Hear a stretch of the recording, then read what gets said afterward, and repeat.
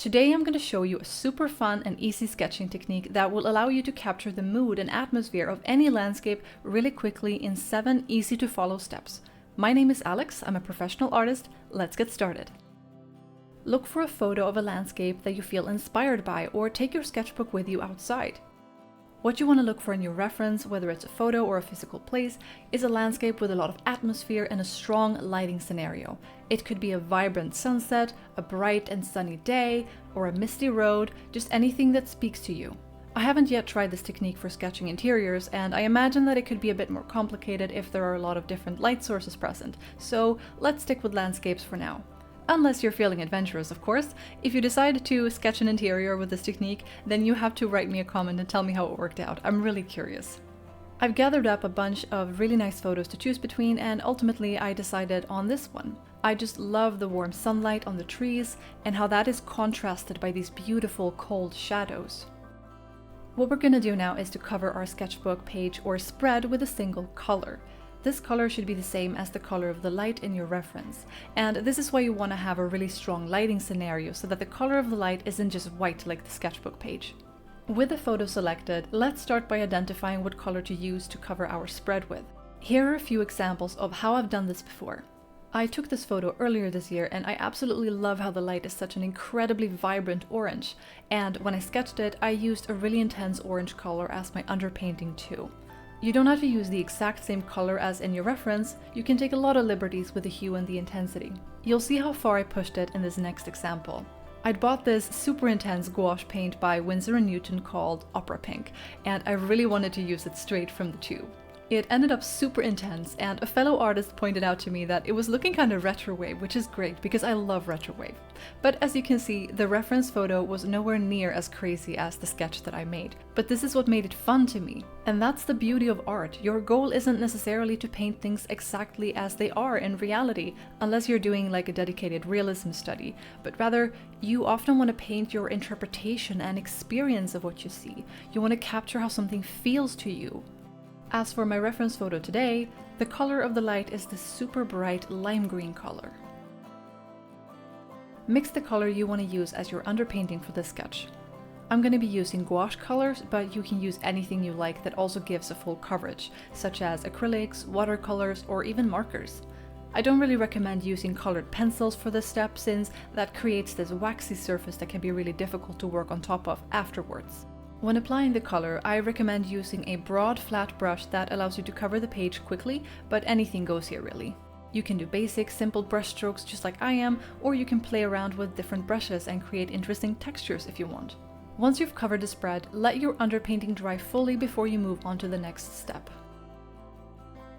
Now it's time to decide what portion of your reference you want to sketch. Start by thinking about which part of your reference you would like to fit inside your sketch, and also consider how large these elements need to be in order to fit on the paper. You'll also want to identify your focal point. If you're unfamiliar with the term, the focal point is essentially the part of the painting that draws the eye. It's the point that you immediately look at, and in a way, it's what the painting is all about. In my case, the focal point is the area of high contrast where the road disappears into the background. If you can't identify a clear focal point in your reference, all you have to do is decide what's going to be the focal point and make sure that it draws the eye by positioning it nicely on the page, using color and contrast to make it pop, and you can even create lines that point in the direction of your focal point. I personally don't spend a lot of time on this initial composition sketch. All I need is a loose guide of the major shapes and the position of important elements. I'm also not trying to make my sketch look exactly like the photo. Instead, I'm creating a composition based on the photo. I take plenty of artistic liberties by moving things around and spicing up areas that are empty or boring. The hill on the right side of the road, for example, is completely trimmed down, whereas the left side looks way more lush. I don't want my sketch to look imbalanced, so I'm going to add a few things on the right side that aren't actually in the photo. From this point on, I'll be using my colored pencils. I have the ChromaFlow 72 set of wax-based pencils by Derwent. I also have my swatches ready to help me find and compare colors when I start working. I really enjoy sketching and drawing with colored pencils, but in case you don't, you can use anything else that you prefer. Just make sure that it works on top of your underpainting. Now you want to start by coloring in your major shapes. It could be the ground, the sky, a copse of trees, a mountain, or some buildings. In my case, the major shapes are the road and the rows of trees on either side of the road. I also included the streetlights in this category since one of them is very close up. As you color in the major shapes, you'll want to really work with those negative spaces. Those spots where the lights hit the trees and the grass, you're going to want to leave those areas empty and let the underpainting shine through. That's the whole point of this technique. I want my colors to be really strong and vibrant, so I'm going to play a lot with contrast and color temperature, using warm tones in the lit areas and cold tones for the shaded parts. I went straight for coloring the road because I was just so excited about this magical play of light and shadow there. I'm using this beige tone for the lit part and a cool gray for the shadows. Initially, I'm not applying a lot of pressure with my pencil. I just want to kind of try out the colors together and begin to explore the shapes. Then gradually I apply more pressure and go darker and use more bold colors.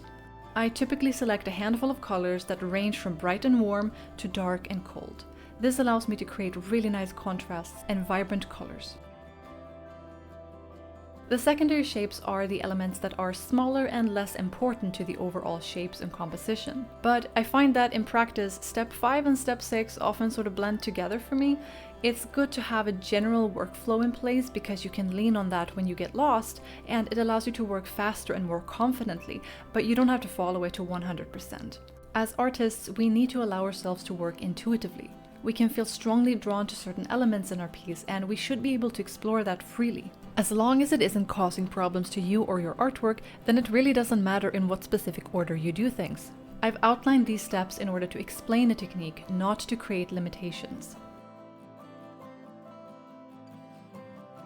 The sketch is almost done. I just have a last few details left to make certain elements pop and blend together better. I'm using a white gel pen to create some nice highlights here at the end. This pen specifically is called Jelly Roll by Sakura. I'm just applying a few lines to make the streetlights more visible, and I'm also filling in the white lines on the road. I've had a really great time sketching this.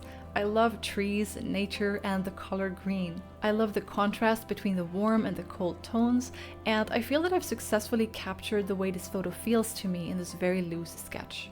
Let me know if you found this video helpful or if you've tried a similar technique before. Maybe you have some tips or ideas that you would like to share with me. I'd love to hear them, so drop a comment below. Thank you for watching. Don't forget to like, subscribe, and go and check out my channel. I share artistic tips, tricks, tutorials, and my own artistic journey. Stay creative, and I hope to see you again soon.